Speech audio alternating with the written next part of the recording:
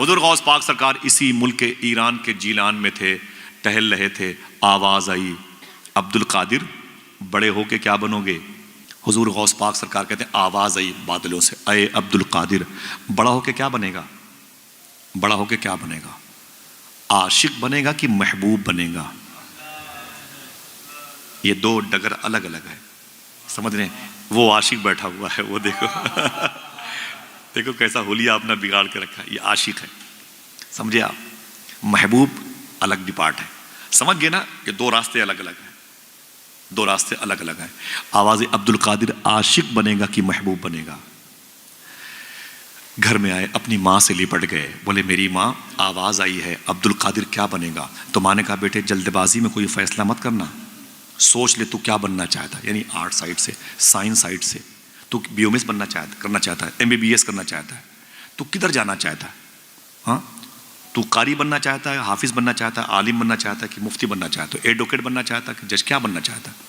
وہ فیصلہ کر لے، اسی حساب سے تو فارم بھرے گا، کالم بھرے گا، تب تیری تعلیم اسی حساب سے ہوگی۔ کہتے میری ماں میں کیا کروں؟ تو غوث پاک کی امی کہتی بیٹا قریب میں ایک درویش اللہ والا رہتا ہے، اللہ والا رہتا ہے، بظاہر اس کے جسم پہ کپڑا تک نہیں ہے، اللہ والا ہے۔ شاعر نے کیا کہا؟ عشق انسان کو قلندر بو علی کرتا ہے، عشق پاگل نہیں پاگل کو ولی کرتا ہے۔ میں نے کہا میرے بیٹے عبد القادر وہاں ایک درویش رہتا ہے، جا کے اس سے ملو، اس سے پوچھو کہ میں کیا بنوں۔ غوث پاک گئے، سلام کیا، بولے او درویش، او بندے خدا، او ولی اللہ، اللہ کے دوست۔ فرمایا کیا بات ہے شیخ عبد القادر؟ غوث پاک فرماتے میں عاشق بنوں کہ محبوب بنوں؟ اس نے کہا آج جائیے، کل آئیے گا تو جواب مل جائے گا۔ غوث پاک کی رات رونے میں گزری، کل میری مستقبل کی تقدیر کا فیصلہ ہے، میں عاشق بنوں کہ محبوب بنوں؟ صبح ہوئی، جلدی اٹھے، اپنی ماں سے اجازت لی، اسی درویش کے پاس آئے، وہ وہاں نہیں تھا۔ فرمایا کدھر گیا بھائی؟ وہ یہاں پر درویش تھا، وہ کدھر گیا؟ لوگوں نے معلوم کیا کہا؟ بولے وہ تو رات میں مر گیا۔ فرمایا مر گیا؟ ہاں اس کا انتقال ہو گیا، وہ مر گیا۔ بولے پھر کہاں دفن کیا؟ معلوم کیا کہا لوگوں نے؟ ہمیں اس کے مذہب کے بارے میں علم نہیں تھا۔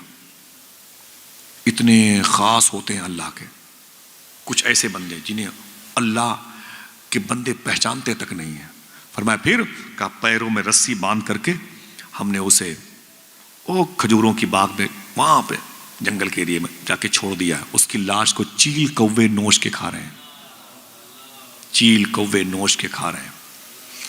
ایک کتاب میں جملہ لکھا ہوا، کتاب میرے گھر پہ، اس میں یہ بھی لکھا ہوا ہے کہ اس کی لاش کو کتے بھی نوچ کے کھا رہے تھے۔ اللہ اکبر اللہ! یہ عشق نہیں آسان، بس اتنا سمجھ لیجئے ایک آگ کا دریا ہے اور ڈوب کے جانا ہے۔ عشق کسے کہتے ہیں؟ پوچھو امام حسین سے۔ عشق کسے کہتے ہیں؟ پوچھو بلال حبشی سے۔ عشق کسے کہتے ہیں؟ پوچھو سلمان فارسی سے۔ کوئی خبیب سے پوچھے، بلال سے سمجھے سزائے الفت سرکار میں مزہ کیا ہے۔ ہاں میرا امام کہتا ہے کہ اے دل یہ سلگنا کیا، جلنا ہے تو جل بھی اٹھ، دم گھٹنے لگا ظالم کیا دھنی رمائی ہے۔ اے عشق تیرے صدقے جلنے سے چھٹے سستے، جو آگ بجھا دے گی وہ آگ لگائی۔ عشق رسول کی آگ بڑی عظیم ہوتی ہے۔ میرے آقا غوث پاک فرماتے کہاں ہے؟ بولے اس کے پیروں میں رسی باندھ کے ادھر پھینک دیا۔ غوث پاک آگے بڑھے جلال کے عالم میں، فرمایا او بندے خدا، او عرب کے دوست، او رب کے دوست، سن، مجھ سے کل کہا تھا کہ کل آؤ گے جواب مل جائے گا، رات میں نکل لیے۔ ولی وعدہ خلاف نہیں ہوتا، ولی وعدہ شکن نہیں ہوتا، ولی وعدے کو وفا کرتا ہے۔ تم صداقت کے مجسمے تھے، تم رب کے دوست، تم نے ہم سے کہا کل آؤ گے جواب مل جائے گا، رات میں نکل لیے۔ نوچی ہوئی لاش سے آواز آئی، عبد القادر میں نے کہا تھا کل آؤ گے جواب مل جائے گا، کیا چاہتے ہو؟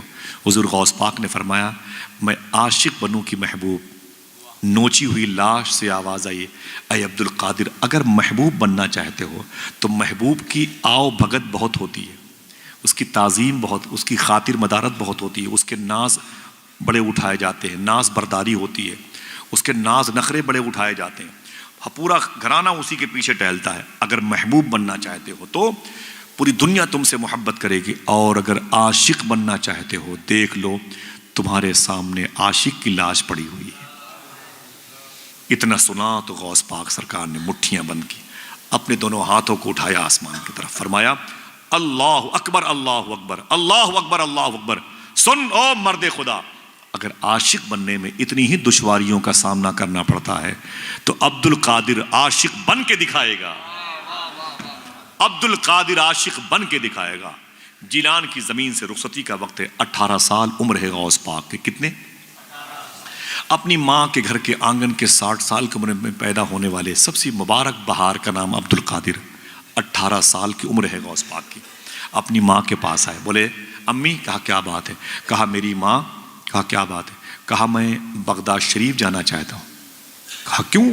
کہا کہ میں وہاں ایک مدرسے میں تعلیم حاصل کرنا چاہتا ہوں۔ ماں نے بیٹے کو سینے سے لگا لیا، رو کے بولی میرے بیٹے عبد القادر جا، تو میری خدمت کے لیے نہیں پیدا ہوا، تو اپنے نانا کے دین کی خدمت کے لیے پیدا ہوا، تو میرا پہلا اکلوتا بیٹا ہے، جا میرے بیٹے سچ بولنا۔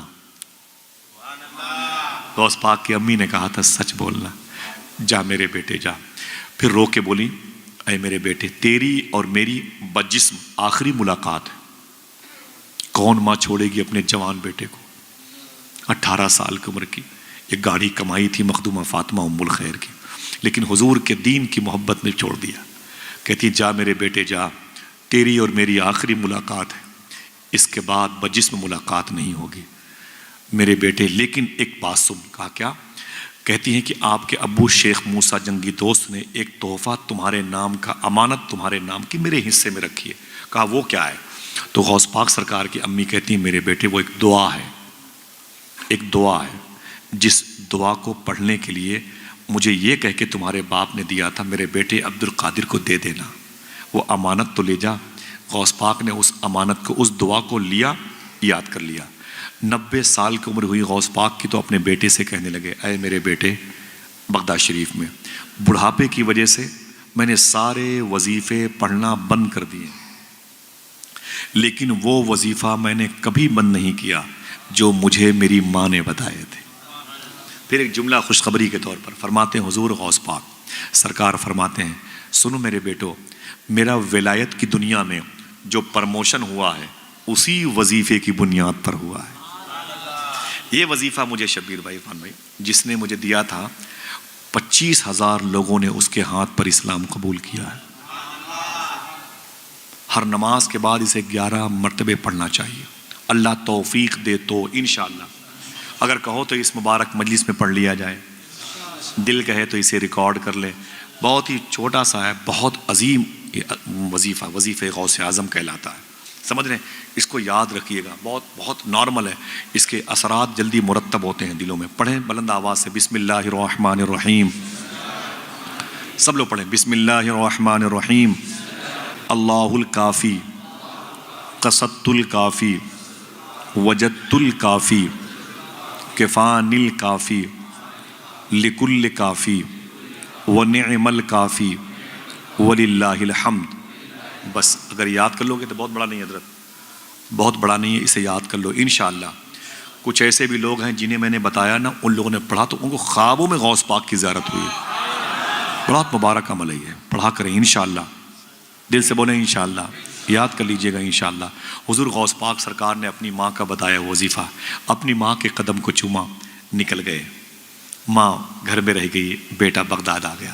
کیا کہا تھا شاعر نے؟ وہ پہلا والا شعر، رونے میں یہ خطرہ ہے تالاب ندی ہو جاتے ہیں، ہنسنا بھی آسان نہیں ہے لب زخمی ہو جاتے ہیں۔